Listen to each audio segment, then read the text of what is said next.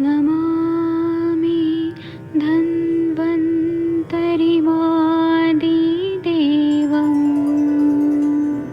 सुरासुरैर्वन्दितपादपद्मम् लोके जरामृत्युनाशम्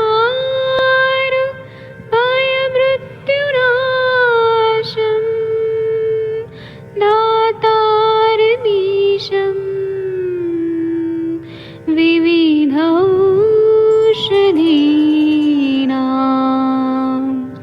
शङ्खं चक्रं जलौका दधतं मृतघटं चारुतोर्भिश्चतुर्भिः सूक्ष्मस्वच्छादिरुद्यं शुकपरिविलसन् मौलिमं भोजनेत्रं कालाम्बोदोज्ज्वलाङ्गं कटितटविलसत् चारुपीताम्बराढ्यं वन्दे धन्वन्तरिन्तं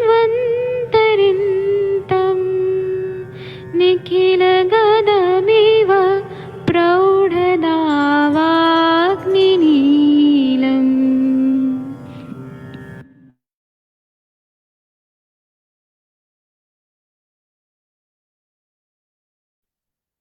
प्रणाम सभी लोगों को। मैं वैद्य अरविंद पाठक पुणे महाराष्ट्र से आप सभी लोग का स्वागत करता हूं। सभी लोगों को कोटि कोटि प्रणाम करता हूं।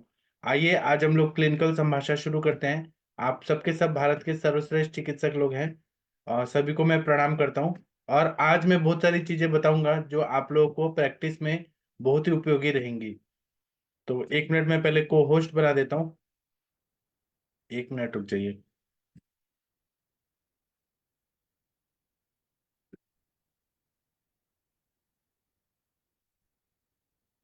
चलिए आज हम लोग बात करते हैं कि हम लोग को कौन कौन से कर्म करने चाहिए प्रेगनेंसी के टाइम में। तो हमें प्रेगनेंसी में क्या क्या हम लोग कर सकते हैं जो प्रेगनेंसी को अच्छा करता है। पंचकर्म में मैं बता रहा हूं। तो सबसे पहले हमें क्या करना है कि सिर में शिरो अभ्यंग कर सकते हैं ब्राह्मी तेल से। वो हम लोग कभी भी कर सकते हैं, सबसे सेफ रहता है। पूरे बॉडी में मसाज कर सकते हैं अभ्यंग, वो तिल तेल से कर सकते हैं। माश सेंधव तेल से कर सकते हैं। और अगर हम लोग चौथे महीने के बाद अगर करें तो ज्यादा अच्छा रहता है। माश सेंधव तेल, महानारायण तेल। और हम पूरे शरीर में भी अभ्यंग कर सकते हैं, एब्डोमेन में कर सकते हैं। एब्डोमेन में जो मतलब पेट में उदर क्षेत्र में हमको अभ्यंग करना है तो शब्दोद्घृत का कर सकते हैं। उससे क्या फायदा होता है, अगर हम शिरो अभ्यंग और पूरा शरीर में अभ्यंग कर रहे हैं, पादाभ्यंग कर रहे हैं, तो इससे जो एंजाइटी होती है प्रेगनेंसी में वो कम हो जाती है।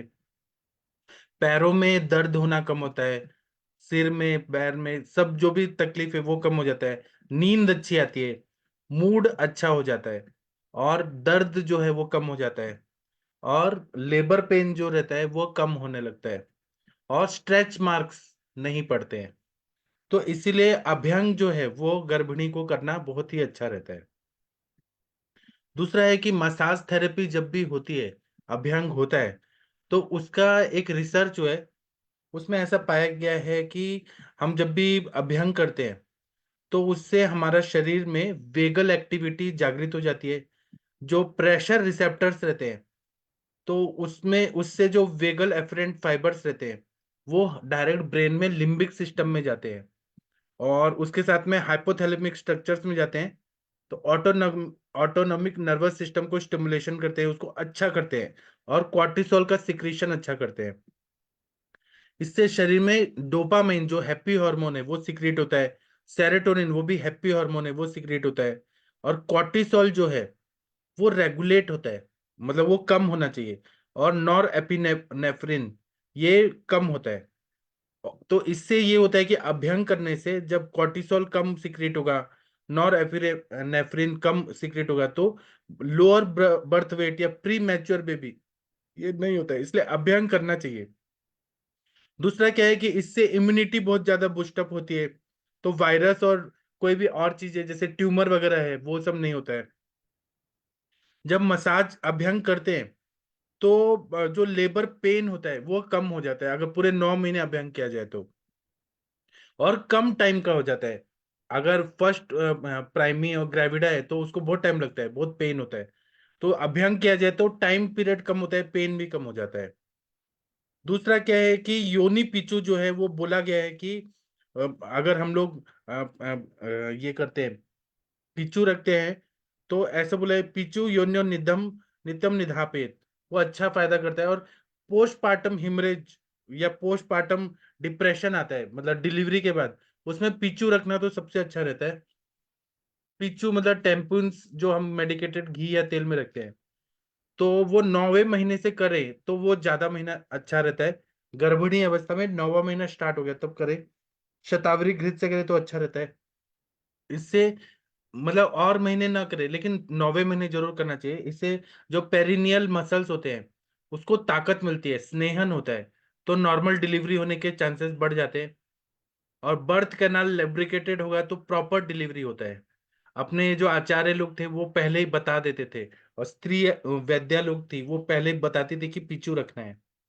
और ऐसा बोला है कि वातग्न पत्र स्नाने अंदेहम हितम, मतलब वातग्न पत्रों से स्वेदन कराना चाहिए या स्नान कराना है। तो जो भी गर्भिणी स्त्री स्नान करती है तो निर्गुंडी के पत्ते या एरंड के पत्तों को क्वाथ बना के पानी में डाल दे और उससे स्नान करे। और योनि धावन करना बहुत जरूरी रहता है पूरे 9 महीने जो गर्भिणी अवस्था रहती है। योनि धावन करना बहुत अच्छा रहता है, उससे हाइजीनिक पॉइंट ऑफ व्यू से वो बहुत जरूरी होता है। उससे यूरिनरी ट्रैक्ट इन्फेक्शन नहीं होता है, और बर्थ कैनाल में कोई इन्फेक्शन नहीं होता है, जिससे सेप्टिसिमिया वगैरह नहीं होता है, और बच्चों को कोई तकलीफ नहीं होती है जब बच्चा आ रहा है तो। और दूसरा क्या है कि 8वें और 9वें महीने में अनुवासन बस्ती या मात्रा बस्ती बोला गया है, वो सबसे अच्छा रहता है। और गर्भिणी परिचर्या करना बहुत ही बेस्ट रहता है। इससे ये पता चलता है कि जब गर्भिणी परिचर्या करते हैं, अभ्यंग स्नेहन स्वेदन सब करते हैं, तो उसका फायदा ये होता है कि डिप्रेशन नहीं रहेगा, स्ट्रेच मार्क्स नहीं रहते हैं, बैक पेन और पैरों में जो लेग पेन है वो नहीं होगा, नींद अच्छी आएगी, डिलीवरी नॉर्मल होने का चांस है, लेबर पेन जो है वो सहन करने सुख प्रसव ऐसे होता है। और पोस्टपार्टम ओबेसिटी मतलब मोटापा बढ़ना डिलीवरी के बाद वो नहीं होगा, और डिप्रेशन भी नहीं रहता है। इसलिए अभ्यंग कराना शरीर की उतनी सेवा होनी चाहिए, तब वो अच्छा रहता है। दूसरा, रेगुलर योगा करना चाहिए, ओंकार का जाप करना चाहिए, तो इससे मन की भी शुद्धि होती है। ठीक है, मैं और भी कुछ कुछ बताऊंगा। आप लोग कुछ बोलना चाहते हैं तो हैंड रेज करके बताइए, मैं नहीं तो मैं बोलते रहूंगा आज। मेरे को आज जोश है सब कुछ, क्योंकि इसके पहले वाले लेक्चर में कोई नहीं बोल रहा था। हाँ, तनिका मैम बोलिए आप। Good evening sir. सर प्रणाम। हाँ, प्रणाम मैम, बताइए। सर वो जो सीकेडी वाला पेशेंट था ना जिसकी कफ की मैंने बात करी थी आपसे, हाँ। तो उसका एक दिन में सर रिजल्ट आ गया। अरे अभी वाह। हाँ जी सर, उसको बिल्कुल कफ नहीं है एंड मतलब बहुत अच्छी ब्लेसिंग्स वगैरह दे रहे हैं वो। तो जी। जी सर, तो आज वो डायलिसिस करवाने गए थे। तो जी। अभी क्या है कि सर उनका ना एचबी जो है ना, मतलब हीमोग्लोबिन वो 7.8 है। तो जी, 2 ब्लड यूनिट तो वो पहले भी लगवा चुके थे, लेकिन एचबी बढ़ नहीं रहा। तो उसमें सर फिर हम कुछ कर सकते हैं क्या? जरूर क्योंकि दे वो सकते हैं। आपने क्या क्या दवाई दिया वो बताइए पहले मैम। सर मैंने उनको एरंड ब्रस्ट हिचकी दिया था। ठीक है। थोड़ा सा उनको बोला था 2 to 3 ml आप कैस्टर ऑयल दे दो। ठीक है। साथ में मैंने उनको त्रिकटु स्टार्ट किया ही हुआ था, साथ में आरोग्यवर्धिनी वटी स्टार्ट की थी और लहसुनादि वटी स्टार्ट की है सर। बस जी। उसके साथ ही सर उनको आ गया। मेन दिक्कत थी, जब मैंने आपसे जब बात करी थी तो मेन उनको वही दिक्कत थी, उनका पेट नहीं क्लियर हो रहा था। तो मुझे लग रहा था कि वो चेस्ट वाला पार्ट है ही नहीं है। उनका जो पार्ट है ना वो उनको गैस मतलब उनका गैस्ट्रिक पार्ट था, जो मतलब उनका अपान वायु इतनी दुष्टि हो रखी थी कि वो मतलब नीचे से कुछ जा ही नहीं रहा था, सब कुछ ऊपर से रिफ्लक्स आ रहा था। और जी। उनके वजह से उनको खांसी हो रही थी। तो और मैंने सिर्फ वही वही हाँ जी सर। अपान की दृष्टि थी इसीलिए तो यूरिया क्रिएटिनिन का प्रॉब्लम नहीं था ना। हाँ जी, और मैंने उनको वही दिया है और एक दिन में सर इतना अच्छा रिजल्ट, मतलब वो इतना हैरान हो रहे थे कि कितना 1 महीना हो गया था उनको खांसी के साथ जूझ रहे थे। और रात को नींद उठ जाना, सुबह उठ जाना, मतलब उनको नींद आ ही नहीं रही थी खांसी की वजह से, और ऑफिस भी नहीं जा पा रहे थे। तो एक दिन में उनको मतलब ऐसा रिजल्ट आया। अभी वो बहुत खुश हैं, लेकिन एचबी के लिए मतलब वो अभी एचबी पूछ के लिए रहे थे। डायबिटीज नहीं है ना उनको? नहीं सर, है ना, डायबिटीज के कारण तो किडनीज खराब हुई है ना सर। ठीक है, तो हम मीठा नहीं देंगे। आप उनको ताप्या दिलो, नवायस लो, पुनर्नवा मंडूर दे सकती है। अच्छा, पुनर्नवा मंडूर तो सर मैं उनका चला रही हूँ, तो नवाइस लो और ताप्यादी लो सर, इनमें हाँ, से एक दे दूं है ना? तो सर कितनी डोज में दूं उनको सर? 2-2 गोली सुबह शाम। दो दो अगर गोली तीनों सर। दे दिया तो क्या प्रॉब्लम है? जी सर, ठीक है। अच्छा और सर, दाढ़ी तीनों मादी घृत दे दीजिए, दाढ़ी मादी घृत। दाढ़ी मादी घृत, ठीक है। और सर ये तीनों इकट्ठे दे सकते हैं क्या, ताप्यादी लो हाँ, और क्यों नहीं नवाइस? दे सकते हैं? एक रक्त का प्रसादन करेगा, दीपन पाचन करेगा, फिर रक्तवत स्त्रोतस को ताकत, तीनों दे सकते हैं, ऐसे क्या प्रॉब्लम है? ठीक है, फिर मैं उनको कल नवाइस लो और ताप्यादी लो और साथ में दाढ़ी मादी घृत स्टार्ट कर देती हूँ। और घृत सर, हाँ, घृत का बताती हूँ सर। मैंने उनको बोला था कि सुबह आपको खाली पेट जो है ना, वो 1/4 टीस्पून जो है वो गर्म पानी के साथ घी लेना है, और हम्म। आपको अपनी दाल में भी घी डालना है। हम्म। तो ये उन्होंने किया था। यस, ये चल रहा है उनका। जी। तो सर इसके लिए तो मतलब सर आपके लिए आपको धन्यवाद सर, कि वो अभी बहुत अच्छे हैं। वो मेरे चाचा ससुर ही हैं और बहुत अच्छा भी वो रिस्पॉन्स कर रहे हैं अभी। ठीक है सर, एचबी के लिए मैं ये स्टार्ट करती हूँ। जी। तो सर एक और पेशेंट है, जी। आज मेरे पास आया था सर, नी ज्वाइंट पेन का है उसका। और सर मैंने अभी उनको ये दीपन पाचन और कामधुला रस प्रवाल पिष्टी वगैरह स्टार्ट किया है, जी। और उनको आवा गुगुल और गुगुल तिक्त घृत स्टार्ट किया है। जी। तो सर अभी उनको मैं अगर मैं उनको इंस्टेंट अगर रिजल्ट देना हो तो उनको मैं सहजन तेल की वस्ती स्टार्ट कर दूं क्या? हाँ, उपस्तंभित वात व्याधि है कि निरुपस्तंभित? आम है कि निराम है? सर वो आम तो नहीं, क्योंकि वो लंघन बहुत करती हैं, मुझे लगता है वो उनकी वायु बहुत ज्यादा है एक्चुअली। जी। तो वो मैं देख लूंगी, फिर भी कल मैं एक्चुअली वो मंडे को मेरे पास आएंगी। मैंने अभी तो आज तो देखा था, तो मुझे लगा नहीं कि आम इतना है, क्योंकि उनका बॉडी वैसे ही इतना ज्यादा वो लंघन वगैरह और वो इतना ज्यादा व्रत वगैरह करती है। ठीक है, तो आप दीजिए सहचरादि तेल, धान्वंतर तेल। अच्छा ठीक है है, तो ना? सर अगर आम हुआ तो फिर नहीं देंगे, पहले दीपन पाचन नहीं। करके देंगे। हाँ, आम का पचन होने के बाद ही।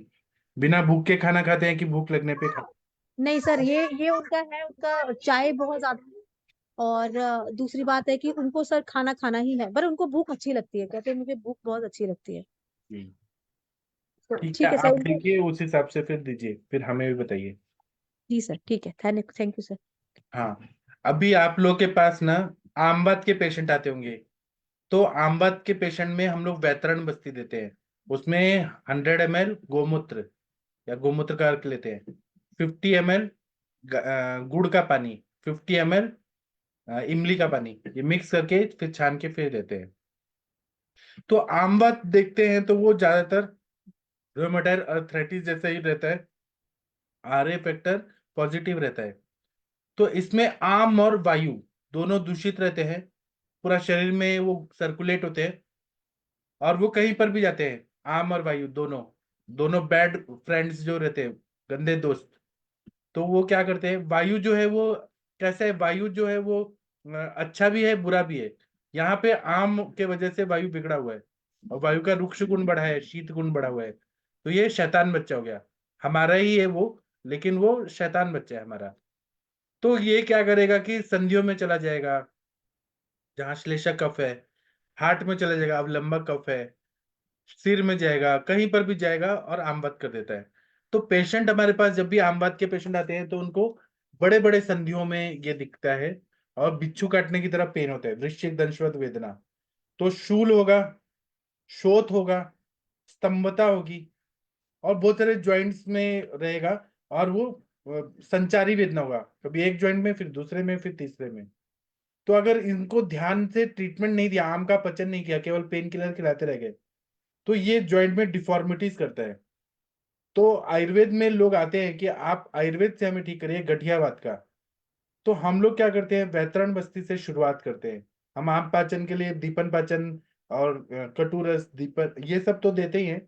अगर पंचकर्म करना है तो हम वैतरण बस्ती देते हैं। तो वैतरण बस्ती देते हैं तो कभी कभी हम लोग इसमें स्नेहन नहीं करना है, ये बात है, आम बात में स्नेहन नहीं करना है। अगर करना है तो कोट्टम चुक्यादि तेल या ये महाविषगर्भ तेल जो तीक्ष्ण है, मुरी वेणा तेल, उसी से करना है। और सबसे अच्छा महाविषगर्भ तेल से ही अभियान करना है, बाकी कोई तेल अच्छा नहीं है अभियान के लिए। तिल तेल भी नहीं करना चाहिए, महाविषगर्भ तेल ही अभियान के लिए है। नहीं तो लेप लगाए, लेप भी आम का पचन करता है संधियों में। और जब वैतरण बस्ती देते हैं तो 100% पेशेंट का शूल शोथ स्तंभता कम हो जाती है। तो इससे ये पता चलता है कि वैतरण बस्ती सबसे श्रेष्ठ है। 7 दिन ही देना चाहिए, उससे ज्यादा नहीं देना चाहिए, क्योंकि जब हम पहला दिन देते हैं तो बहुत कीचड़ की तरह मल प्रवृत्ति होती है, और 7वां दिन देते हैं तो रेत का एक कण जैसा ऐसा होता है। तो हम 7 दिन दे कि वायु का प्रकोप ना हो, 7 दिन के बाद फिर ब्रेक दे पंचकर्म में, और उसके बाद हम बाकी शमन दवाइयां तो हम देते ही हैं आमवत में, जैसे आम वातारी रस, सिंहनाथ गुगुल, या बहुत सारे द्रव्य हैं जो पाचकेंद्र रस, क्रव्याद रस, आम पाचक वटी, बहुत सारे जो आम का पचन, या महायोगराज गुगुल, त्रयोदशांग गुगुल, जैसा कंडीशन है वैसा हम लोग देते हैं, तो बहुत ही अच्छा फायदा हो जाता है। ठीक है, आप लोग कुछ बोलना चाहते हैं तो बोल सकते हैं, नहीं तो मैं केवल बोलते रहूंगा, मैं ही बोलते रहूंगा आज। हाँ मुझे प्रणाम ये, सर। हाँ बोलिए सर, बोलिए।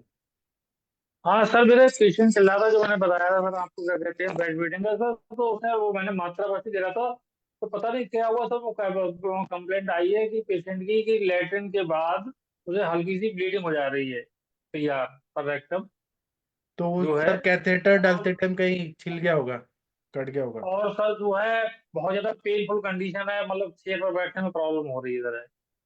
कोई तो क्या बात नहीं, करना आप चाहिए सर? कैलाश जीवन लगा दीजिए, और नहीं तो शब्दोद्घृत लगा दीजिए, ठीक हो जाएगा। और 1-2 दिन अच्छा बस्ती अच्छा। मत दीजिए सर, 1-2 दिन के बाद दीजिए।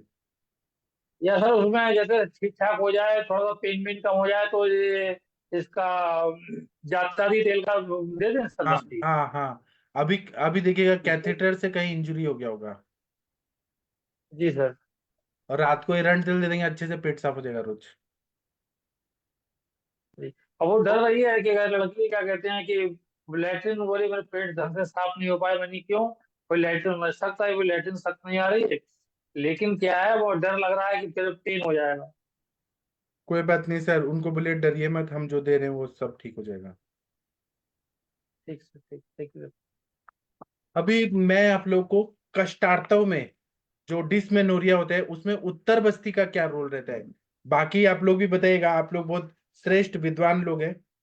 तो हमारे पास पेशेंट आते हैं ना, तो उनको मेंस्ट्रुअल पेन या फिर उनको कष्टार्तव बहुत ज्यादा रहता है।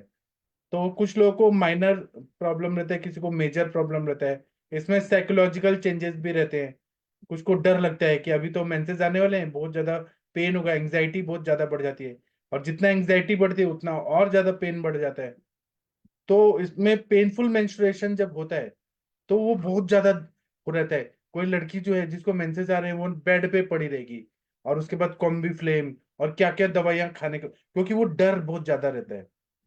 तो आयुर्वेद में दवाइयां तो बहुत सारी बताई हैं, लेकिन उत्तर बस्ती का क्या रोल रह सकता है, इस पर भी हमको विचार करना चाहिए। और कुमारी लड़की को हमें उत्तर बस्ती नहीं देना है, ये मुझे पहले बताना है। जो कुंवारी है उनको नहीं देना है, बाद में जो डिलीवरी वगैरह हो गया है और उनको पेनफुल मेंस्ट्रुएशन हो रहा है उनके लिए मैं अभी बात कर रहा हूँ। तो हम लोग क्या करते हैं, उत्तर बस्ती देते हैं, तो उससे बहुत सारे प्रॉब्लम सॉल्व होते हैं। क्योंकि ना उससे ये रहता है, वायु का शमन अच्छा हो जाता है, कष्टार्तव अच्छा हो जाता है। पहले तो हेतु निकलना चाहिए कि क्यों हो रहा है कष्टार्तव, डिलीवरी होने के बाद भी क्यों हो रहा है। तो हो सकता है कि बहुत ज्यादा जंक फूड खाया जा रहा है, प्रॉपर एक्सरसाइज नहीं किया जा रहा है, बैठे रहने का काम है, या फिर बहुत ज्यादा मैथुन किया जा रहा है। बहुत सारे कारण हो सकते हैं, या स्ट्रेस लेवल बहुत ज्यादा है। जो कुमारी कन्याएं हैं जिनकी शादी नहीं हुई है, उनको उत्तर बस्ती तो पूरी तरह से कॉन्ट्राइंडिकेटेड है। तो हम लोग उनको क्या देते हैं, तो हम लोग दशमूलारिश देते हैं। अगर वो मेंसेस अच्छा लाना है तो 1-2 दिन रजो प्रवर्तनी वटी देते हैं, या फिर तिल का क्वाथ देते हैं, या फिर हम लोग नागकेशर और त्रिकटु देते हैं, ग्रंथिरज फॉर्मूला देते हैं, पाठाइंद्रव त्रिकटु देते हैं। दशमूलारिश से अच्छा हो जाता है, और नॉर्मल बस्ती देने से अच्छा होता है, जैसे कि शीरबला तेल, चंदन मला लाक्षादी तेल, ऐसे बस्ती देते हैं तो डिस्मेनोरिया काफी हद तक ठीक हो जाता है। अभी इस टॉपिक पे आप लोग कुछ बोलना चाहते हैं तो बोल सकते हैं। शशि मैम, अच्छा अंजना मैम भी आ गई हैं। अंजना मैम, आप कुछ सजेस्ट करेंगी कि डिस्मेनोरिया में क्या क्या दवाइयाँ सोचना चाहिए, क्या देना चाहिए, या कोई और बोलना चाहिए। मनीषा मैम, आप कुछ बोलना चाहती हैं? आयुष दर्पण के प्लेटफॉर्म से क्या सजेस्ट करेंगे शशि मैम? अच्छा, मैम कोई काम में है। वीना मैम, आप कुछ बोलना चाहेंगी? डिस्मेनोरिया के पेशेंट को क्या सजेस्ट करना चाहेंगे आप लोग? कष्टार्तव के पेशेंट के लिए। शशि मैम आप बोलिए। अच्छा आप कुछ बाहर है शायद। नेहा मैम आप कुछ बोलना चाहेंगी इस टॉपिक पे? हल्का पाप प्रणाम सर, मैं अभी ज्वाइन की हूँ। आप मैम बताइए कि कष्टार्तव के पेशेंट आएंगे तो आप क्या सजेस्ट करेंगी? सर आज मैं अभी ज्वाइन की हूँ, बट मैं तो ऐसे देखती हूँ सर कि कष्ट आता है तो पहले उसका गृहिणी को देखती हूँ, और दूसरी बात है कि उसके रस रक्त को देखते हुए फिर धातु क्षय है या नहीं है उसको भी ध्यान में रखते हुए, फिर उसके हार्मोन्स को भी देखते हुए फिर उसकी चिकित्सा देती हूँ सर। पहले उसका दीपन पाचन करके, और पहले वायु है उसमें, वायु की उसमें ज्यादा रहती है और सामता भी रहती है उस पेशेंट में, तो वहाँ वायु का पहले निर्गमन करके और फिर रस रक्त धातुओं का पोषण करती हूँ मैं। और फिर इसके बाद फिर औषधि चिकित्सा, समान औषधि ये सब देती हूँ। साथ में इसके लिए वस्ती बहुत ही यूजफुल है, और वस्ती देने से वायु का अनुलोमन शीघ्र होता है, और उसके जो रुक्षता रहती है वो भी कम हो जाती है। जब निरामावस्था आ जाती है रोगी की, तो निरुवस्ती, अनुवासन वस्ती दे करके और मानस को भी देखते हुए नस्य वगैरह दे करके, और फिर उसमें रस पाचक, रक्त पाचक ये ज्यादा महत्वपूर्ण है, उसको चलाती हूँ। और साथ में सर पहले उसको दीपन पाचन में हिंगू बचा चलाती हूँ, और नहीं भी यदि दूर है पेशेंट तो उसको अजमोदा आदि चूर्ण और इसके साथ में लवण और हींग वगैरह डाल करके उसका सेवन करने को बोलती हूँ। योगराज गुग्गुल देने को बोलती हूँ, और उदर अभ्यंग नाभि पूरण करने को, तो उसमें आराम लगता है पेशेंट को। पेशेंट का है कि किस तरह से है, किस प्रकृति का है, इसके अकॉर्डिंग देख करके रस रक्त पर इस पे काम करती हूँ सर। और इसमें ज्यादातर सर हमको ध्यान देना रहता है कि यदि पेशेंट में कोई पुरानी आवरणजन्य शोष है, या फिर कुछ ऐसी उसकी हैबिचुअल वो है, या डिस्चार्जेस हैं, इसको भी ध्यान देखते हुए हमको देना पड़ता है चिकित्सा। तो इसमें मैं ताप्यादी लौह और योगराज गुग्गुल और साथ में थोड़ा शतावरी अश्वगंधा इसको देती हूँ, और इसमें थोड़ी गुदंती भी मिला करके देती हूँ। और सर यदि न्यूनतम है उसका आर्तव, तो इसमें फिर रजह शुद्धि के लिए फिर चिकित्सा चलाती हूँ। जी सर। बहुत अच्छा बताया मैम। रजत शुद्धि के लिए क्या बताती है आप बताइएगा। मैं थोड़ा जी बताऊंगा, फिर अंजना मैम बताएंगी, फिर आप बताइएगा रजत जी शुद्धि के सही। लिए क्या देती है। क्या है, बस्ती जो होता है वो चिकित्सा किसके लिए बताए? वात दोष के लिए। और जब वायु ठीक होगा तो पित्त, कफ और मल ये भी ठीक हो जाएगा। और बस्ती के से मल तो अच्छा होता है, पूरी धरा कला को अच्छा करता है वो। तो एक वायु जो है हमारे शरीर का फिजियोलॉजिकल फोर्स है, तो वो अगर इम्बैलेंस रहेगा तो मूत्र प्रवृत्ति अच्छे से नहीं होगी, मल अच्छे से नहीं निकलेगा, और जितने भी कचरा है शरीर का किट्ट भाग वो नहीं निकलेगा। तो इसीलिए वायु को बैलेंस करने के लिए बस्ती चिकित्सा सबसे बेस्ट बताइए। ये क्या करती है, सारे स्रोतों में बस्ती का द्रव्य जाता है, और जितना भी ऑब्स्ट्रक्शन है, संघ, वो सबको ठीक कर देता है, और फिर ये क्योर करता है, फिर ये रिजुविनेट करता है एक सेल को, और प्रिवेंशन भी करता है बड़े बड़े बीमारियों को। तो ये छोटे बच्चों से बूढ़े सभी के लिए बस्ती चिकित्सा अच्छा है और सेफ है, कोई साइड इफेक्ट नहीं होता है। अगर हमने व्यापक पढ़ा है, कोई कॉम्प्लिकेशन ना हो, जैसे कि अगर कैथेटर डालते टाइम अगर इंजरी हो गया तो ब्लीडिंग होगा, उसको प्रिकॉशन लेके अगर अच्छे से किया जाए तो कोई साइड इफेक्ट नहीं होता है। और लोग क्या करते हैं, डिसमेनोरिया होते हैं तो non steroidal anti inflammatory drug, बहुत सारे पेन किलर खिलाया जाता है, जो कि गलत है। हम लोग डिसमेनोरिया, कष्टार्थ को वात प्रधान व्याधि बोलते हैं, त्रिदोषज व्याधि। तो इसमें अपान वायु, व्यान वायु, इसको कंट्रोल करना है, तो ये सबसे अच्छा वायु के बीमारी में ठीक होता है। अब अंजना मैम आप क्या सजेस्ट करेंगी ये प्लेटफॉर्म से? कष्टार्थव के लिए आपका क्या विचार है मैम? अंजना मैम अगर आप सुन पा रही हैं तो आप बोलेंगी कुछ इस टॉपिक पर? डॉक्टर अंजना मैम मेरी आवाज आ रही है आपको? शायद मैम तक नहीं जा रही आवाज। हाँ कुछ। सर आज के समय में ये बहुत बहुत ज्यादा इसका प्रॉब्लम है। मैं अभी शिविर ली थी कन्या महाविद्यालय में और स्कूलों में, तो जी सर 80% लड़कियों को प्रॉब्लम है ये सब, क्योंकि आहार विहार की जो दुष्टि अभी हो रही है, तो जी अभी तो 7th 8th 6th की भी बच्चियों को भी इतने प्रॉब्लम, फिर वो जब एडवाइस करके दिए हैं, बताएं तो उनको फिर अभी फीडबैक में भी आ रहा कि बहुत आराम है, इसी चिकित्सा से आराम लग गया, इतने से ही आराम लग गया। तो अभी बहुत ज्यादा ज्वलंत ये समस्या है सर अभी आज के जनरेशन में। जी जी। हाँ ठीक है मैम, थैंक यू, बहुत अच्छा बताया। वीना मैम आप कुछ बोलना चाहेंगी? कष्टार्तव में क्या विचार करना चाहिए, कैसे करना चाहिए, क्या दवाई? या तनिका मैम, वैशाली मैम, कुछ बोलिए आप लोग। सर जो वो मेरी पेशेंट थी ना जो एमिनोरिया वाली थी, उसको डिसमेनोरिया भी था, जबकि उसको जी पेशेंट पे जिसको पीरियड नहीं आते थे। लेकिन फिर मैंने वही जो वो ग्रंथि रस फार्मूला है और वो त्रिकटु वगैरह दीपन पाचन दिया, तो उसके साथ उसका डिसमेनोरिया भी सर ठीक हो गया, बिल्कुल ही ठीक हो गया है सर। मतलब उसका आम का पचन हो गया, स्त्रोत्र ठीक हुआ, वायु अच्छे से निकलने लगा, तो सब अच्छा हो गया। जी जी सर। थैंक यू मैम, बहुत अच्छा बताया आपने। ग्रंथिरज फॉर्मूला अच्छा काम करता है। और कोई बोलना चाहते हैं? शशि मैम इस टॉपिक पे कुछ बोलेंगी? शशि तिवारी मैम, कोई पॉइंट्स बताइए, मर्म के पॉइंट, या योगासन बताइए कि अच्छे से मेंसेस आए। शशि मैम खाना बना रही हैं शायद। वीना मैम आप कुछ बोलेंगी? शायद अनम्यूट नहीं कर सकते हैं। हाँ अंजना मैम आप बताइए। आजकल कष्टार्थ और डिसमेनोरिया बहुत बढ़ रहा है, तो आप ये प्लेटफॉर्म से क्या बोलना चाहेंगी? नमस्कार सर, नमस्कार सभी लोग। सर ये बहुत ही आज की ज्वलंत समस्या है एक तरह से, क्योंकि स्कूल गोइंग गर्ल्स से लेके आप जो मिनारकी से लेके और ये आज तक जो है, पहले क्या होता था कि स्टार्टिंग फेज में थोड़ी प्रॉब्लम होती थी, लेकिन आज जैसे आपने कहा कि आप जस्ट आफ्टर बर्थ उसके बाद भी जो है रिप्रोडक्टिव लाइफ के किसी भी समय ऐसे पेशेंट हमारे पास आते हैं कि अचानक से उनको पेन होता है। तो स्पेशली गर्ल्स की बात जहाँ से करते हैं, क्योंकि इसको फिर हम लोग ग्रुप में बांट देते हैं कि एक तो सबसे pre marriage, after marriage, pre delivery, after delivery.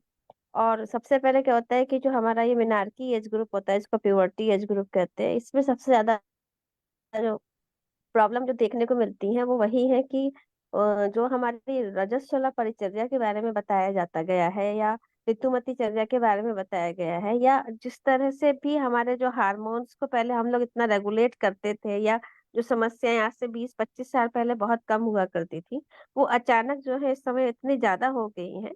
तो उस पे कुछ स्टडी अगर की जाती है, तो जैसे आप अक्सर बताते हैं, अगर हम हेतुओं पे ध्यान देते हैं, तो आजकल का जो लाइफ स्टाइल है वो बहुत बड़ा इसका हेतु है कि बच्चों का जो खान पान है वो सबको आजकल फास्ट और जंक फूड बहुत पसंद है, फास्ट फूड बहुत पसंद है, कोल्ड ड्रिंक्स बहुत पसंद है। जब भी हम लोग उसकी हिस्ट्री लेते हैं, डिटेल उनके से बात करते हैं, तो उनका जो लाइफ स्टाइल होता है वो रात में जागना, सुबह को देर से उठना, उसके बाद कोई व्यवस्था नहीं है जो मिल रहा है खाने। कुछ बच्चे तो ऐसे भी होते हैं जो हमारे कॉलेज में ही पढ़ रहे हैं, बच्चे बीएमएस कर रहे हैं, और उनका भी यही है कि मैडम रात को जगते हैं और सुबह देर से उठते हैं, और उठ के बस ब्रश किया और भाग गए, कुछ नाश्ता भी नहीं किया, इसलिए क्लास छूट जाता है, क्लास में डांट पड़ती, लेट हो जाते हैं।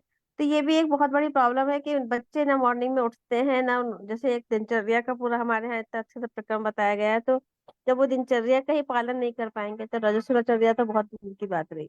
तो ये सब छोटी छोटी चीजों पे, क्योंकि स्कूल गोइंग गर्ल्स हैं, हम लोग स्टूडेंट्स के बीच में रहते हैं, तो ये बहुत कॉमन कॉमन प्रॉब्लम्स हम लोग को देखने को मिलती हैं। तो उसके बाद भी जो डाइट है उसमें जैसे मैदा का खाना, मोमोज खाना, जितना भी फास्ट फूड है, बहुत ज्यादा बच्चे बहुत ही ज्यादा पसंद करते हैं, तो उसको फिर हम लोग कट डाउन करते हैं।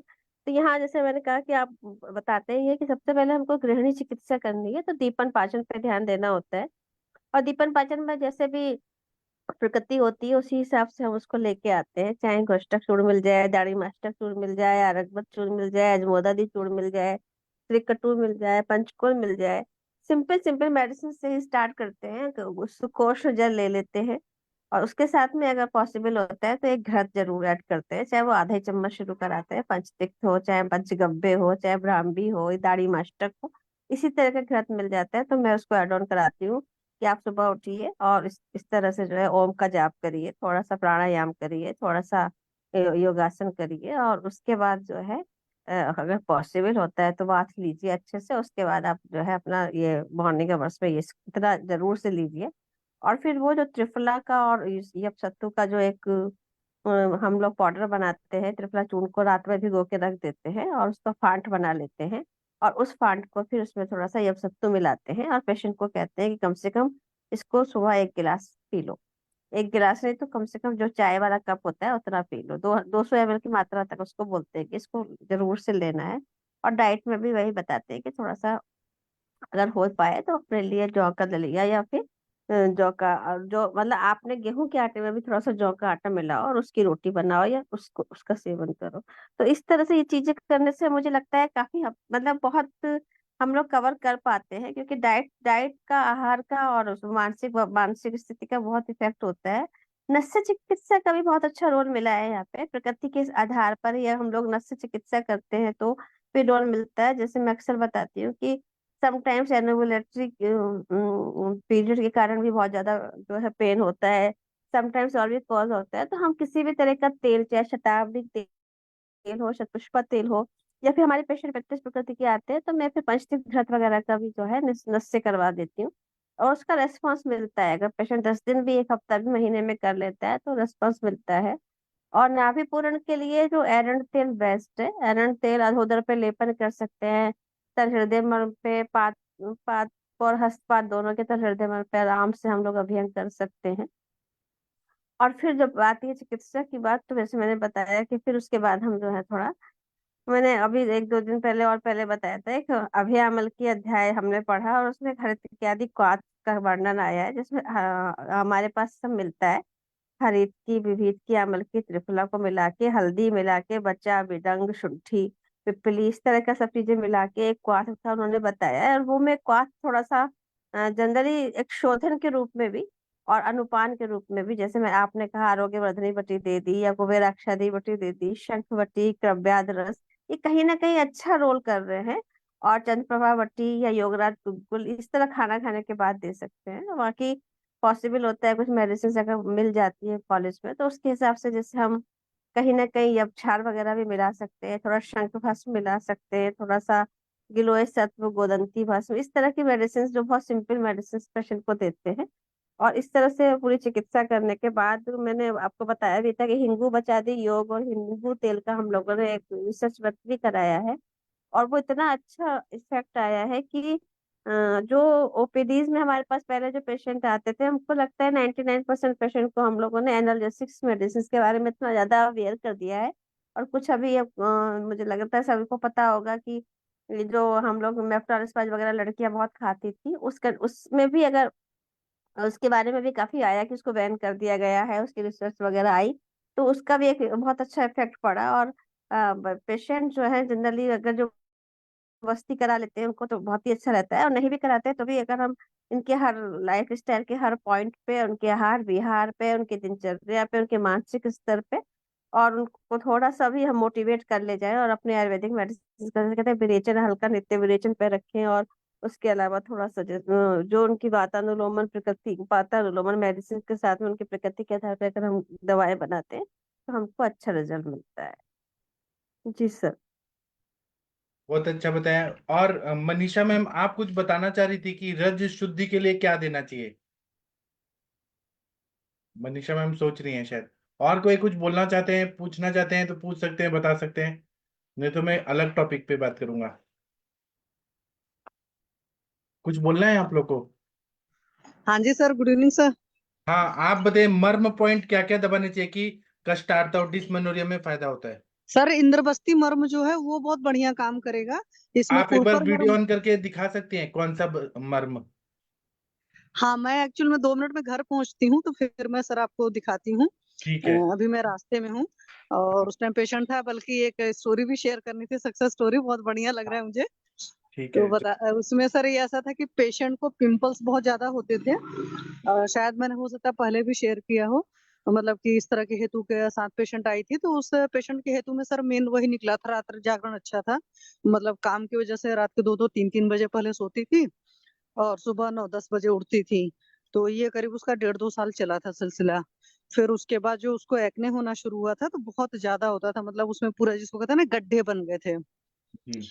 तो रक्त दृष्टि समझ करके ही मेनली, और उसका हेतुओं का सारा मैंने बोला था भाई ये सब सारी चीजें त्याग करनी पड़ेंगी, जो जंक फूड वगैरह था वो सारा बंद करवाया था। और चलाया उसको मैंने था, आरोग्य वर्धिनी चलाया था, अभ्यारस चलाया था, महामंजिष्ठादि क्वाथ चलाया था, और साथ में सर रस पाचक रक्त पाचक चलाए थे। और साथ में उसको शंख भस्म को मैंने बोला था घृत में डाल करके लगाने के लिए। तो एसटी एसटी उस वक्त बोला था, वो उसको नहीं मिला था, सिर्फ इतना कर पाई थी। तो उससे अब उसके सर उसके गड्ढे पूरे भर गए हैं, मतलब बिल्कुल फेस जो है वैसा हो गया है, जैसे नॉर्मल फेस होता है। बट अभी भी उसको एक तकलीफ ये है कि उसमें आज उसने, मैंने कहा फोटो भेजना, तो थोड़ा सा रेडनेस दिख रहा है, जैसे हल्का सा लालिमा होती है। मैंने कहा अभी भी बेटा रक्त दृष्टि है। और बीच बीच में उसने 3 महीने तक अपडेट नहीं दिया था पेशेंट ने, पर गॉड ग्रेस बहुत बढ़िया रिजल्ट है। तो अभी मैंने अश्वगंधा और एसटी भी उसके घृत में मैंने बोला इसको सिद्ध करिए साथ में, और वो फिर लगाइए तो और अच्छा रिजल्ट आएगा। और थोड़ा सा इस बार मैंने सर मांसपाचक ऐड किया है उसमें, और आरोग्यवर्धनी हटा दिया था, फल त्रिकादी मैंने ऐड किया है। जी सर। जी सर मैं तो अभी घर के अंदर जाकर आपको वो दिखाती हूँ मरूमोला। ठीक है। थैंक यू तब सर। तक हम ना जितने भी त्वचा विकार है उसमें विरेचन का क्या महत्व रहता है इस पे हम बात करेंगे।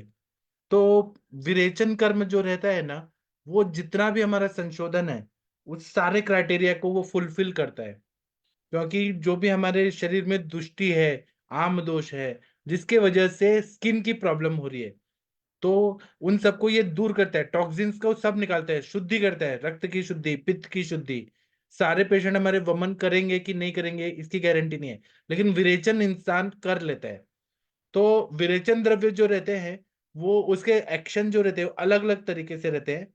ये क्या करता है कि जो त्वचा में जो संप्राप्ति हुई है या रक्तवा स्रोतस में का जो मूल है यकृत और प्लीहा, उसको शुद्ध करता है। उसी तरह से जो सिरा कंडरा और ये सिराएं कंडरा त्वचा और जितने भी अपने नर्वस सिस्टम है उन सबको भी ये शुद्ध कर देता है। दूसरा क्या है कि ये पूरा केवल विरेचन देने से ही सारी चिकित्सा होगी ऐसा नहीं सोचना चाहिए। हमें त्वचा पे काम करना, कुष्ठग्न और कंडुग्न वो सब तो देना ही पड़ेगा। लेकिन ये विरेचन जो है सबसे अच्छा शोधन के लिए और इजी, ऐसा इजी मतलब मैं इसलिए बोल रहा हूँ क्योंकि इसमें बहुत सारे ऑप्शन है कि मृदु विरेचन दे सकते हैं या मध्य या तीक्ष्ण, ऐसे हम लोग दे सकते हैं। तो त्वचा विकारों में बहुत ही अच्छा फायदा होता है। तो विरेचन जो है वो उसका क्या क्या चीज रहता है। तो पहले तो रस दुष्टि के, अगर रस धातु की दुष्टि है, रसगत आम है, तो क्या क्या सिम्टम हमें त्वचा में दिखाई देगा। तो सबसे पहले कंडू दिखता है, अगर कफ के वजह से है तो कंडू दिखेगा। उदर्द दिख सकता है, उदर्द मतलब मोटे मोटे चकते चकते आ गए। फिर शीत पित्त हो सकता है, या फिर एलर्जिक रिएक्शंस हो सकते हैं, या ऑटोइम्यून कंडीशन रहते हैं त्वचा में जो ठीक ही नहीं होते हैं, जैसे कि एसिली डिजीज है, उसमें त्वचा में अलग अलग आते हैं, रैशेस आते हैं, या फिर पंपिकस वेलगैरिस और बहुत सारे जो त्वचा के विकार है जो ऑटोइम्यून डिजीज एलोपैथी ने बोला है, वो सबको रस दुष्टि के अंतर्गत मानना चाहिए। या आम के लक्षण हमें रस में मिलते हैं, तो अनन्नाभिलाषा मतलब अन्न की न अभिलाषा, अश्रद्धा, खाने का श्रद्धा नहीं हो रहा है, अरुचि, आज से वरस से मुंह का स्वाद बिगड़ा हुआ है, अरुचि है, टेस्ट नहीं आ रहा है। तो जब हम विरेचन कर्म करते हैं रस व स्रोतस को शुद्ध करने के उद्देश्य से, तो रस दुष्टि जो है वो ठीक होती है, जो रस व स्रोतस में आम है वो ठीक होता है, शुद्ध होता है। पाचकाग्नि और भूताग्नि लेवल पे काम होता है विरेचन का। और जो विजातीय द्रव्य जो है जो शरीर को नहीं चाहिए वो पूरी तरह से साफ हो जाते हैं, तो अग्नि बढ़ने लगता है। तुरंत नहीं बढ़ेगा संसर्जन क्रम से, और जो आम है वो भी विरेचन से निकल जाता है।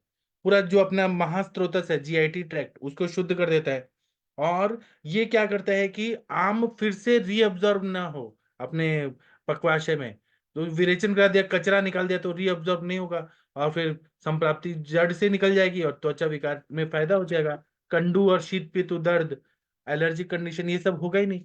उसी तरह से जब रक्त की दुष्टि होती है तो क्या क्या लक्षण दिखते हैं त्वचा में, खासकर त्वचा में।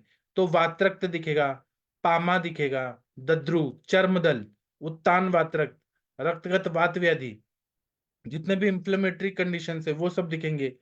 तो और या फिर हमें बाह्य मार्ग, अभ्यंतर मार्ग, मध्यम रोग मार्ग, उसमें दोष दूष्य समूर्छनाएं दिखेंगी।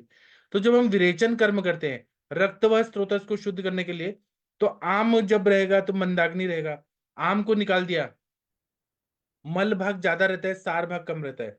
तो और मल रूप पित्त भी रहता है। वो मल रूप पित्त है, वो यकृत में और पित्ताशय में जो गॉल ब्लैडर है उसमें संचित रहता है। वो मल रूप जो पित्त है वह कंजेशन करता है, स्त्रोतोरोध करता है लीवर में, और उसके वजह से क्योंकि हीमोग्लोबिन और कैटाबॉलिज्म बढ़ जाता है, तो ये विरेचन जो है पूरा अंदर से मल रूप पित्त को निकालता है, आम को निकालता है, मल को निकालता है, और रक्त व स्त्रोत मूल का शोधन हो जाता है, और रक्त वह स्त्रोत पूरा सिस्टम क्लीन हो जाता है। इसी तरह से अगर पित्त की दृष्टि है तो शरीर में पिगमेंटेशन आएगा, त्वचा का जो व्यवहार्यता है, एक्ने रहेगा, पिगमेंटेशन रहेगा। तो ये रहता है। या फिर फीवर, जैसे शरीर गर्म रहेगा या बुखार बार बार आता है, पुनरावर्तक ज्वर रहेगा या विषम ज्वर रहेगा। तो जब हम विरेचन करते हैं तो पहले तो हम ये देखते हैं कि पित्त और रक्त का आश्रय आश्रय संबंध है, एक आश्रित है और एक आश्रय में रहता है। तो जब हम विरेचन करते हैं तो सारे टॉक्सिन्स निकल जाते हैं रक्त में और पित्त के। तो इसीलिए पित्त और रक्त की सबसे अच्छी चिकित्सा विरेचन बताया है। फिर जब हम लसिका दुष्टि, लिम्फ सिस्टम मान रहे हैं, लसिका के शब्द आए हैं, प्रमेह में बताया है लसिका शब्द, फिर पांडु रोग में बताया है, कहीं कहीं लसिका लसिका आया है। आचार्य लोगों ने उसको बड़ा स्त्रोत में नहीं बताया, लेकिन लसिका वह स्त्रोत, लिम्फेटिक सिस्टम भी होता है। तो उसमें क्या होता है, विचर्चिका होता है, मतलब क्या बोलेंगे, विचर्चिका हो जाता है। तो और या इन्फेक्शियस इम्यूनोलॉजिकल डिसऑर्डर्स हो जाते हैं, जो लिम्फ नोड में स्वेलिंग आ जाती है बहुत बार। और मांस की भी दृष्टि होती है तो पिड़काएं आ जाती है, ग्रंथि होता है, अपची होता है, अर्बुद होता है। इन सब के लिए जब हम लोग ये करते हैं, विरेचन देते हैं, तो लसिका में अगर लसिका की दुष्टि होने की वजह से, लिम्फेटिक सिस्टम में दुष्टि होने से कुष्ठ और विसर्प हो रहा है, तो और या फिर रस रक्त मांस की दुष्टि हो रही है, धातुओं की दुष्टि हो रही है, तो विरेचन जो होता है वो रस और रक्त की दुष्टि को निकाल देता है, पूरा लिम्फेटिक सिस्टम को भी शुद्ध कर देता है। और वातरक्त जैसे संप्राप्ति है, तो जैसे गाउटी अर्थराइटिस है, पेरिफेरल वेस्कुलर डिसऑर्डर्स है, रूमेटॉइड डिसऑर्डर है, आमवत जैसे संप्राप्ति है, तो विरेचन चिकित्सा सबसे अच्छा है।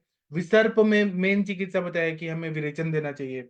किटिव कुष्ठ, मंडल कुष्ठ, सोरियासिस हो गया, रेथ्रोडर्मिक, एक्रोडर्मिक, उसमें बहुत सारे अच्छे काम करता है। विचर्चिका जो एक्जिमा रहता है उसमें बहुत अच्छा काम करता है। जो इरिटेंट एलर्जिक कंडीशन रहती है उसमें बहुत अच्छा काम करता है। एक्सफोलिएटिव डर्मेटाइटिस रहता है उसमें भी विरेचन अच्छा काम करता है। पामा में स्फोटक, चर्मदल, एलर्जी, विसर्प में अच्छा काम करता है। शीत पित्त में अच्छा काम करता है। मंडल और कोथ में अच्छा, मंडल कुष्ठ और कोथ में अच्छा काम करता है। तो इसीलिए इसको विरेचन को बहुत अच्छा बोला गया है। विरेचन द्रव्य के लिए हम लोग कुछ मेडिसिन यूज करते हैं जो विरेचन का प्रभाव दिखाते हैं लेकिन कम मात्रा में दिखते हैं। जैसे कि आरोग्यवर्धनी बटी है, वो अग्निवर्धक भी है, पित्त का सारक भी है, और जितने भी सार कीट विभाजन को अच्छा करती है। तो अगर हम आरोग्यवर्धनी बटी दे रहे हैं और कुटकी का क्वाथ दे रहे हैं तो अच्छे से वो पेट साफ कर देगा। या आरोग्यवर्धनी खुद ही सार कीट विभाजन को अच्छा करके पेट को अच्छे से क्लीन करता है। हाँ, विरेचन जैसा नहीं दिखेगा लेकिन पेट साफ होते जाता है, ब्लैक स्टूल आते हैं। तो ये क्रॉनिक से क्रॉनिक, पुराना से पुराना त्वचा के विकारों में, और मेटाबॉलिक, अगर सार कीट विभाजन अच्छे से नहीं हो रहा है, अग्निमंद है, तो ये दीपन पाचन भी करता है, अनुलोमन भी करता है, सार कीट विभाजन अच्छा करता है। आरोग्यवर्धनी सबसे अच्छा है, यकृत की भी शुद्धि करता है, प्लीहा की भी करता है, रक्त व स्त्रोतस की शुद्धि करता है, हर तरह से आरोग्यवर्धनी सबसे अच्छा है। इसी तरह से अश्वकंचुकी रक्त है, वो तीक्ष्ण विरेचन है, स्किन डिसऑर्डर, स्वेलिंग में काम करता है। नाराज रस है, वो तीक्ष्ण विरेचक है, वो स्किन डिजीज में काम करता है। और कृमिघ्न भी है नाराज रस। फिर हरितकी है, स्त्रोतोशोधक है, वो जो थोड़े थोड़े एलर्जिक मैनिफेस्टेशन होते हैं उसमें काम करता है, आम के कंडीशन में काम करता है। गंधक जो है वो रेचन भी करता है, पित्त का सारक भी करता है, रक्त दुष्टि विकारों में, और पुए जहां पर है, पस है, उसमें काम करता है। स्वर्णशिरी है, वो पित्त सारक है, तीक्ष्ण है, रेचक है। तो स्किन डिसऑर्डर जहां पे बैक्टीरियल इन्फेक्शंस रहते हैं, इन्फेक्टिव डिसऑर्डर, उसमें अच्छा काम करता है स्वर्णशिरी। इसी तरह से एरंड है, वो रेचक है, एरंड तेल। तो स्किन प्रॉब्लम जो महास्त्रोतस की दृष्टि से आम की वजह से होता है या फिर अपना जो बिलियरी कंजेशन रहता है, सीबीडी, या फिर जैसे कि गॉल ब्लैडर स्टोन हो गया, या लीवर से अच्छे से स्रोतस अवरुद्ध है, ऐसे में एरंड का बहुत अच्छा रोल रहता है। कुटकी है वो पित्त का सारक है। कुटकी जो जहां पर भी लीवर का इन्वॉल्वमेंट है या बिलियरी कंजेशन है, उसमें कुटकी सबसे अच्छा काम करता है, पित्त का रेचन अच्छे से करता है। इसी तरह से गोमूत्र है। गोमूत्र जो है वो ऑस्मेटिक लैक्सेटिव है, वो ऑस्मोसिस पे काम करता है, तो ये शोथ को और कफ को पूरी तरह से निकालता है और अच्छे से विरेचन करता है। एक गिलास कोई गोमूत्र पी लीजिए, एक गिलास या 2 गिलास, और थोड़ी देर के बाद देखिए अच्छे से पेट साफ हो जाता है। इसी तरह से ये विरेचन द्रव्य जो है वो एलर्जिक कंडीशन में सबसे हाईली इफेक्टिव है, मेटाबॉलिक डिसऑर्डर में हाईली इफेक्टिव है, विसर्प में, या अपने मस्कुलोस्केलेटल डिसऑर्डर्स रहते हैं, जैसे कि ये रहते हैं मस्कुलोस्केलेटल कौन से रहेंगे, जैसे कि पूरा शरीर में दर्द हो रहा है, या फिर हम लोग बोलेंगे मल्टीपल स्क्लेरोसिस हो गया, मस्कुलर डिस्ट्रॉफी हो गया।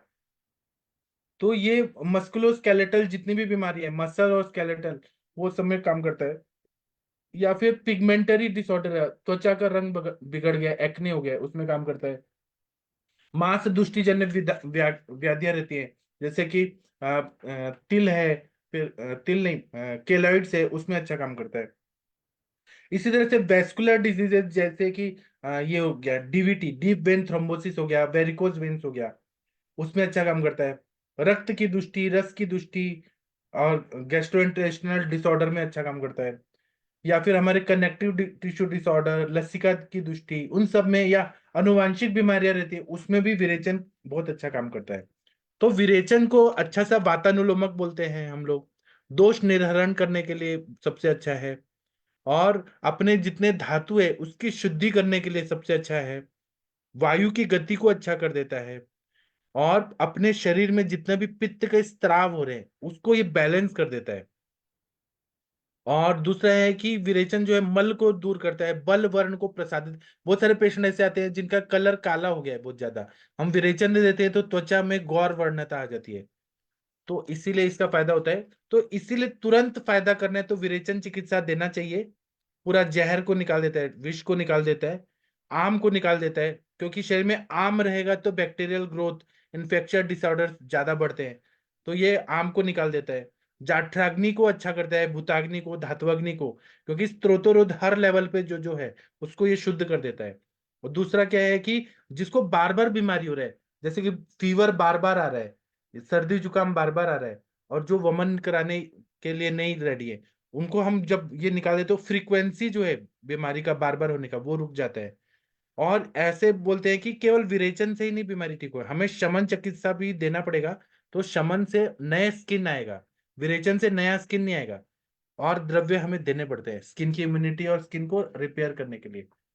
ठीक है, मैंने जो अभी विरेचन का जो बताया है, इसका मैं पीडीएफ शेयर करूंगा आप लोग को, जो आप लोग को काम आएगा। चलिए, आप लोग कुछ बोलना चाहते हैं इस टॉपिक पे या किसी और टॉपिक पे? सर हाँ, ये गौमूत्र के बाद क्या क्या था सर विरेचन का नाम? गोमूत्र ही जो था बस। किलॉइड और एक्नी और मस्कुलर स्केलेटन में जो काम आता है। मस्कुलोस्केलेटल डिसऑर्डर्स जो रहते हैं, जो भी मसल से रिलेटेड, पैरालिसिस हो गया, जी। मस्कुलोस्केलेटल डिसऑर्डर, उसमें अच्छा काम करता है। सेरेब्रल पाल्सी में भी अच्छा काम करता है। मस्तिष्क की जितनी बीमारियां हैं, जैसे कि अल्जाइमर है, पार्किंसन है, उसमें हम मृदु विरेचन देते ही है ना थोड़ा बहुत। इसका सर? हम त्रिवितले हम देते हैं ना पार्किंसन डिजीज में, हाँ सर, मस्तिष्क को। जी जी जी, हाँ सॉरी मैं इसको सुन नहीं पाई थी। जी। Thank you sir, thank you. जी, और कोई कुछ बोलना चाहते हैं बोलिए, तब तक मैं पीडीएफ निकालता हूँ, जो मैंने पढ़ाया है ना इंग्लिश में है, आप लोग को काम आएगा। कुछ बोलिए प्लीज। कोई केस डिस अच्छा मनीषा मैम, आप रज शुद्धि के लिए क्या बोल रही थी, क्या क्या देना चाहिए? आर्तव शुद्धि के लिए रजा कुछ रजा बताने वाली शुद्धि थी। में सर मैं लोकली जैसे इसको देते हैं, मुनगे का जो पत्ती होता है उसका काढ़ा बना करके।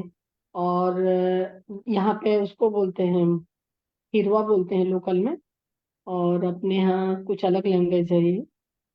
तो उसको दाल में डाल करके बना करके पीने से भी स्रोतस भी खुलते हैं और कष्टार्तव भी नहीं आते और अच्छे से मेंसेज आते हैं। बाकी वायु अनुलोमक जो भी खाद्य पदार्थ हैं उनको इंक्लूड करते हैं सर। हिंगू बचा यदि इसमें गौ घृत में मिला के दोनों टाइम खाने से पूर्व देते हैं तो उसमें भी अच्छा काम करता है। और एक रजा शुद्धि बट्टी भी आती है, उसको भी देते हैं सुबह शाम गुड़ के साथ में थोड़ा सा, तो उससे भी उसका काफी पेन भी कम होता है और फ्लो भी बहुत अच्छा आता है और पोषण भी हो जाता है उससे। बाकी ताप्यादी लौह में मेरा इसमें अच्छा काम करता है सर, मैं देती हूँ पेशेंट को। योगराज गुग्गुल ताप्यादी लौह देने के बाद 1 से 2 महीने के बाद तीसरे महीने में वो बहुत ज्यादा ठीक हो जाते हैं पेशेंट गोदंती प्रवाल के साथ में। थोड़ी शतावरी भी देती हूँ तो रस रक्त धातु ये सभी सारी चीजें इनकी पुष्ट हो जाती हैं विरेचन और ये करने के लिए। वस्ती के और बाद में। शोधन के लिए क्या देंगे, रज शोधन के लिए खास वही रजा शोधन का तो रजा शोधक बटी आती है सर, वो उसमें चलाती क्या हूँ मैं। और कंटेंट्स क्या होते हैं मैम, घटक द्रव्य क्या होते हैं? हाँ सर, मैं इसको डाल देती हूँ, मैं थोड़ा भी इधर दूसरे काम में भी बिजी हूँ, अभी डाल दे रही हूँ सर जी।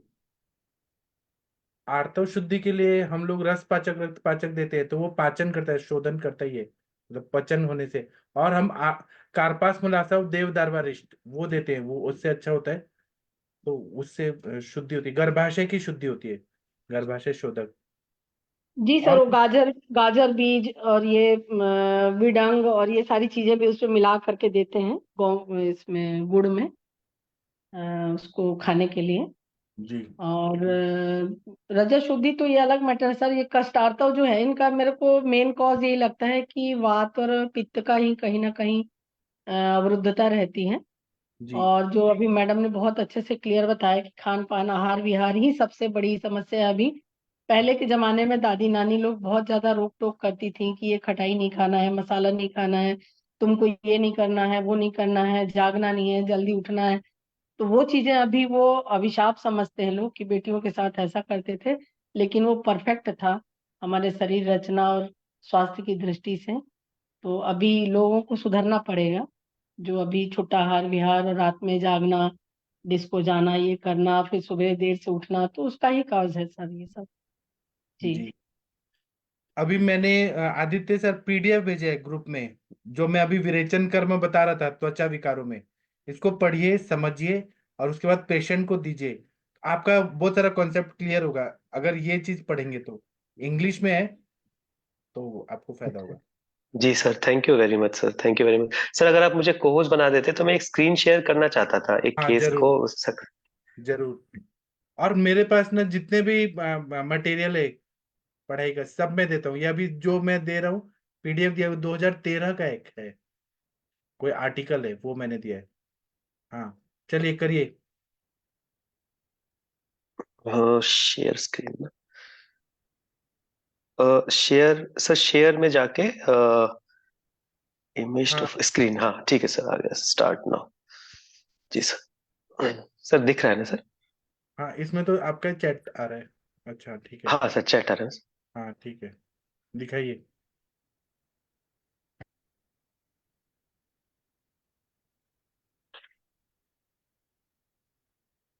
सर एक 80 साल के करीब वृद्ध दादी माँ, अ,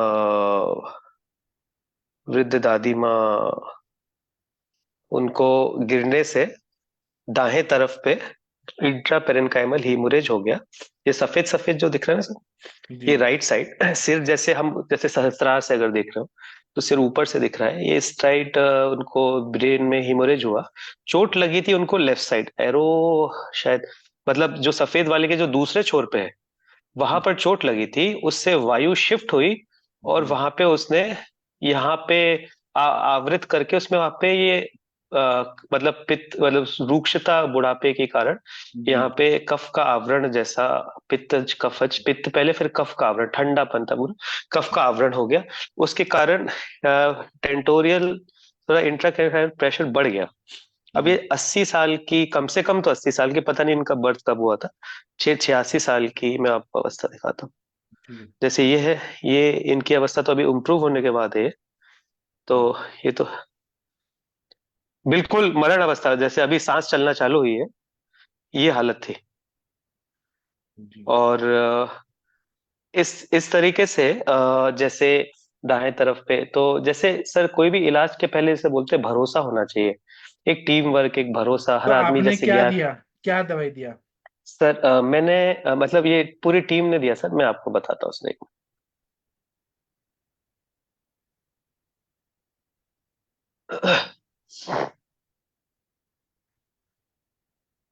सर ये तीक्ष्ण नस्या दी, द्रोण पुष्पी, त्रियून नेत्रु, पैचिली, मतलब वो ये तुलसी है क्या, ओसिमम बेसिलम, ये हम्म। फ्रेश भांग, बिल्वा के पत्ते, भला के फूल, अपराजित, विष्णु क्रांति क्या होता है मुझे भी नहीं मालूम, और मंडूरा का सिंदूर, मंडूर का सिंदूर, आया मतलब ये आया भृंगराज का भस्म होता है, मतलब आया यानी लोहा, भृंगराज की भस्म रहती है, अभ्रक की देसी घी के देसी काऊ के दूध में भावित अभ्रक, ये सारी चीजें नस्या में दी, स्वरस दिया पीने के लिए।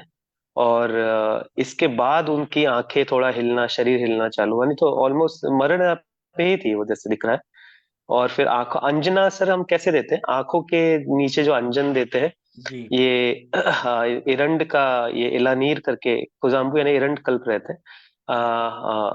और दोर्ण पुष्पी स्वरस भी उसमें दे रहे हैं। और उसको छाछ, वो जब क्योंकि क्या है, जब एक बार हर्निएशन होता है तो हो सकता है वो एस्पिरेट कर जाए, तो अगर उसका रिफ्लेक्स ठीक लग रहा है, कैसे चला रही है मुंह, तो धीरे धीरे एक एक sip, sip by sip, sip by sip, धीरे धीरे बटर मिल्क छाछ दिया, पुनर्नवा का थोड़ा सरस दिया, या बट छाछ में पुनर्नवा की भावना देके, इस तरीके से। और फिर थोड़ा थोड़ा कंजी चालू किया, इस तरीके से शिरोधारा की। और फिर इसके बाद ये जैसे डॉक्टर रजनीकांत जी ने ये ऑप्शन दिए थे, लेकिन उसमें से अवस्था के हिसाब से, मतलब जो वहाँ पे जो मेन डॉक्टर है वो अपनी अवस्था के हिसाब से बुद्धि और योग लगा के, तो उन्होंने एप्लीकेशन किया, ये लेप किया, वचा, हरिद्रा, पूर्णनवा और बांस का जो शूट रहता है जो उसका, और श्वास कुठार रस, पंचामित्र, लोह गूगल की नस्या दी बीच बीच में। और सर इतना किया सर, इम्प्रूवमेंट है, लेकिन क्या है क्योंकि मुंह से उतना खा नहीं पा रहे, मात्र दस बस्ती तो दी। अगर आप अगर वीडियो देखिए तो एक बार आपको तो पहले शुरू का दिखाता हूं मैं कि किस तरह का कंडीशन थी और फिर किस तरीके से इम्प्रूवमेंट हुआ सर। तो ये अवस्था थी, मतलब तो इसमें मतलब अगर ध्यान से देखे ना तो जैसे वायु है ना जो हर्निएट करने के तरफ जा रही है, मतलब कि चेहरे के माथे पे कोई आभा नहीं है और मुंह पे वो आभा दिख रही है। अगर ध्यान से देखे तो कि माथे पर जो मस्तक है आज्ञा पे आभा नहीं है और मुंह पे थोड़ी वो आभा आ रही है, मतलब ऐसे नीचे गिर रही है, जैसे तेज नीचे आ रहा है। तो ये सूक्ष्म लक्षण रहते हैं। स्थूल लक्षण में क्या आता है, हर्निएशन बाद में होता है। और देखिए मुंह भी थोड़ा मुड़ा हुआ है, क्योंकि हाँ अंदर हिमोरेज है तो पैरालिसिस जैसे जो है मुड़ा हुआ है, और सांस तो पूरी मरणावस्था में रखी हुई है, इसमें क्या शक है। तो इनको पहले फैमिली घबरा गई सब कि भैया अस्पताल ले चलो। तो मैंने तो बोल दिया भाई अस्पताल में चले जरूर जाओ, लेकिन होना कुछ नहीं है वहां पे, आप कैनुला लगा के वापस आ जाओ। कैनुला लगा के वापस आ गए घर पे, क्योंकि हमारा जो इलाज है वो डेक्सामेथासोन का इंजेक्शन, मैंने बोला आप लगा ही लिए, घर पे लगा लीजिए इमरजेंसी, मतलब रात को ये हुआ था। तो उस वक्त कहाँ पे दवा, और फिर दवाइयाँ अच्छी मिलना भी, औषधि अच्छी मिलना भी मुश्किल है। औषधि आई 1.5 दिन बाद, तब तक तो बहुत कुछ हो जाता। तो फिर इनको जहां रखा वहां वायु का प्रकोप ना हो, ऊपर फिर स्टीमर्स लगे हैं, वायु नहीं चलनी चाहिए, ठंड का वक्त है, ये सब ज्यादा बढ़ जाता है वातकोप से। फिर इसके बाद जो अवस्था है मैं आपको दिखाता हूँ।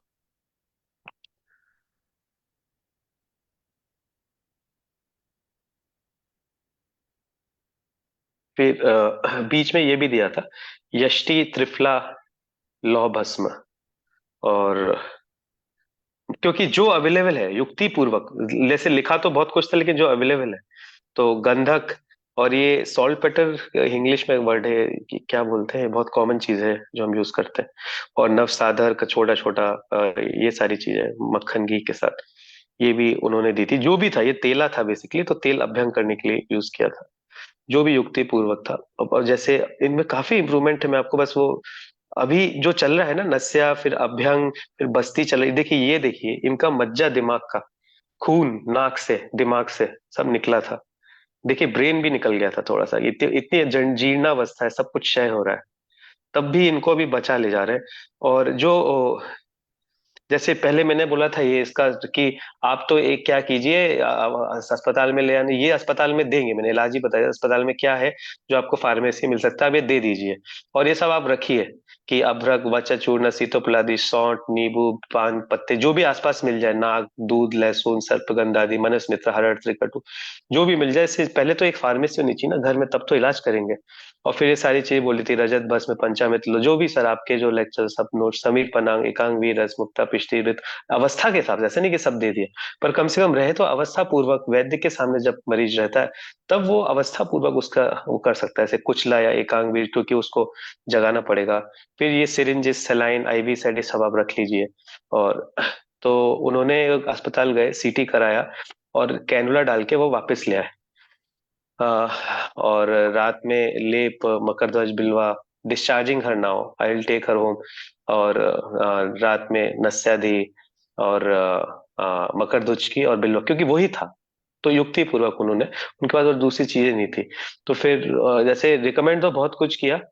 और नस्या के बाद आप अभ्यंग दीजिए, क्योंकि पूरे शरीर रुक्षता है, तो जिससे धीरे धीरे वायु को वापस नीचे उतारा जा सके स्नेह के साथ। तो अभ्यंग और स्टेबलाइजर, मतलब जैसे एक तरह से पूरा शरीर ठंडा पड़ा हुआ है, लेकिन ब्रेन में ठंडक चाहिए भी है, क्योंकि वहां पे एकदम पित्त, जैसे जैसे रक्त बहता है, जीवन ले जाता है, लेकिन नाड़ियां सूख गई हैं, पतली हो गई हैं, और चोट लगी बाहर से वायु के कोप के, बाहर से वायु का कोप हुआ, तो वहां पे थोड़ा पित्त का भी प्रधानता है। तो ऊपर थोड़ा ठंडक टाइप का, लेकिन ज्यादा ठंडक कर दिया तो प्राण बस ऊपर ही बचे, पूरा शरीर ठंडा पड़ रहा है। तो इस तरीके से बैलेंस, मतलब मिनट बाय मिनट पे बैलेंस करके उन्होंने जो मसाज की, जो तेल लगाया, उसके साथ ये शिरोधारा की गरम गरम चीजों से उनको गरम रखा, और सब अभ्यंग किए, बस्ती दी उन्होंने, जिससे बस्ती क्या है उन्हें इतना, क्योंकि वो पैरालिसिस जैसी अवस्था है। पहले तो उन्होंने शुरू में क्या है, पेशेंट ने 3 बार मल त्याग किया, क्योंकि शव क्षय हो रहा था, तो उस वक्त बस्ती नहीं दी। पहले उस वक्त जब मल त्याग ज्यादा हो रहा है तो हमने ऊपर पूरा ऊपर की तरफ नस्या दी बल देने के लिए और सूक्ष्म शरीर को, और उसके बाद ऊपर लेप लगाया। मुंह से कुछ जा नहीं रहा था, धीरे धीरे जो जो मुंह से जा रहा है, शनै शनै छाछ में मिक्स करके, अलग अलग चीजें मिक्स करके, जैसे जो औषधि है ना, अलग अलग मिक्स करके अनुपान के साथ बदल के दी सर, अवस्था के हिसाब से। मैं क्या है, मैं सामने नहीं हूँ, लेकिन तो भी मैंने सोचा कि ये शेयर करना बहुत ही आवश्यक है। और किस तरीके से आ, ये इम्प्रूवमेंट हुआ अभी फाइनल इम्प्रूव, क्योंकि मैं हाँ, अभी ये जैसे ही है, देखिए कितना तेज आ गया, देखिए आप इस चेहरे में, ये देखिए कितना तेज आया है, देख रहे हैं कि प्राण की स्थापना हो रही है यहाँ पे, और फिर इस प्राण को नीचे उतारे गए, कि ये जो आज्ञा चक्र में इतना तेज आ गया है, उसको फिर नीचे उतारा है धीरे धीरे। और ब्लड प्रेशर चेक किया, जैसे ऐसा ब्लड प्रेशर, पल्स रेट, अभी क्या है, सूखापन है तो आईवी कैनुला कैनुला डाल के, और जो ड्राइनेस है उसको दूर कर रहे हैं। तो अभी देखिए, अभी जैसे ये थोड़ा सा सूखापन ज्यादा आ गया है, क्योंकि 2-3 दिनों से उन्होंने कुछ लिया नहीं है। तो और और जैसे, लेकिन इनका पल्स रेट, बीपी और सब कुछ थोड़ा इम्प्रूवमेंट हो रहा है इनका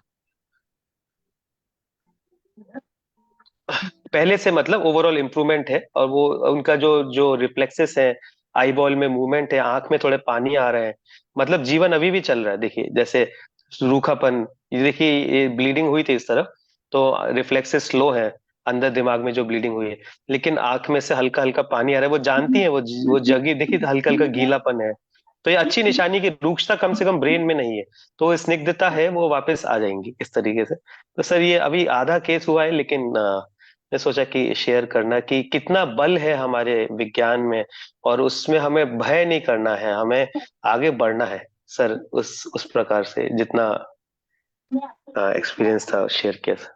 जी सर। बहुत बढ़िया। ठीक है, और डॉक्टर हनुमंत राय जी, आपने अनम्यूट किया, आप कुछ बोलना चाह रहे हैं?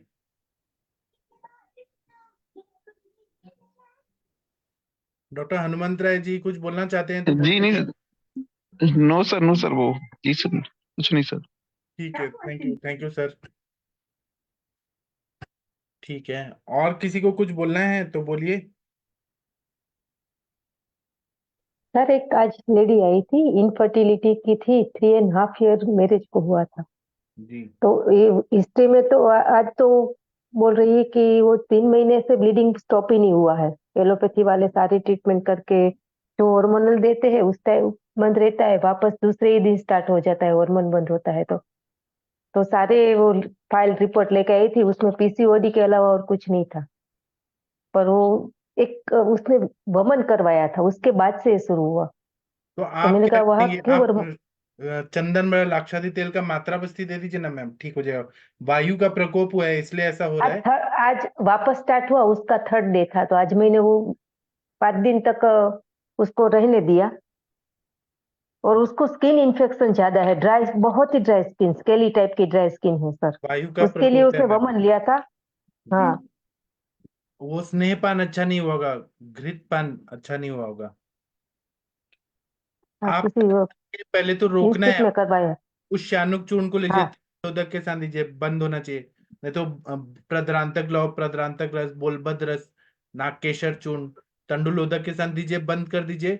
बंद होने के बाद फिर आप ओके। चंदनवाला लाक्षादी तेल का मात्रा बस्ती दीजिए। फिर अच्छे से केस टेकिंग करके फिर हम उस पर डिस्कस करेंगे। हाँ, उसकी ड्राई, सारे फूड ही, लाइफस्टाइल ही डिस्टर्ब है सर। वो तो हिस्ट्री तो पूरी ली आज, पर 3rd डे था तो मैंने ज्यादा दवाई नहीं दी उसको।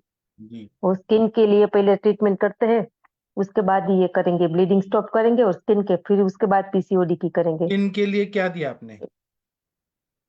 अभी तो नीम तेल लगाने के लिए दिया सर, जी और आरोग्यवर्धिनी जी और गांधर हरित के लिए, विरेचन के लिए ऐसे जी ही गंधक रसायन, जैसे स्किन के लिए वही अब 5 दिन का दिया, और फिर 5वें दिन बुलाया कि तब तक पता चले ब्लीडिंग कितना कम होता है। जी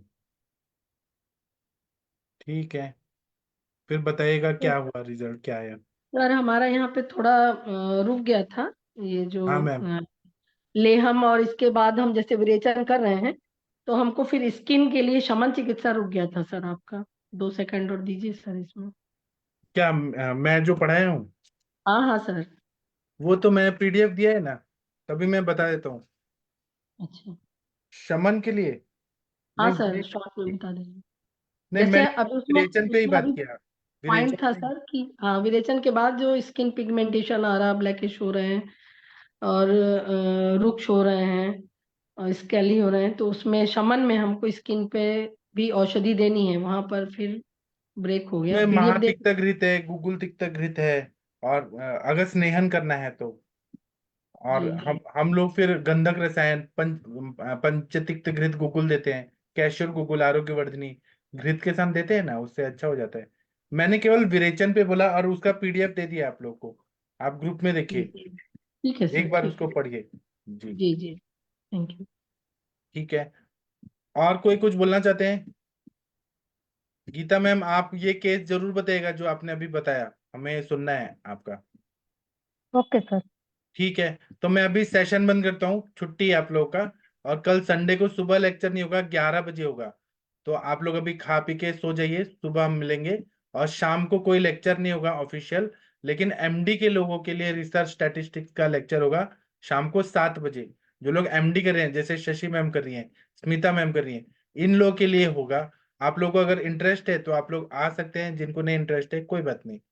तो हम अभी सेशन बंद करते हैं। थैंक यू, प्रणाम और गुड नाइट, शुभ रात्रि। प्रणाम सर। प्रणाम सर, गुड नाइट सर।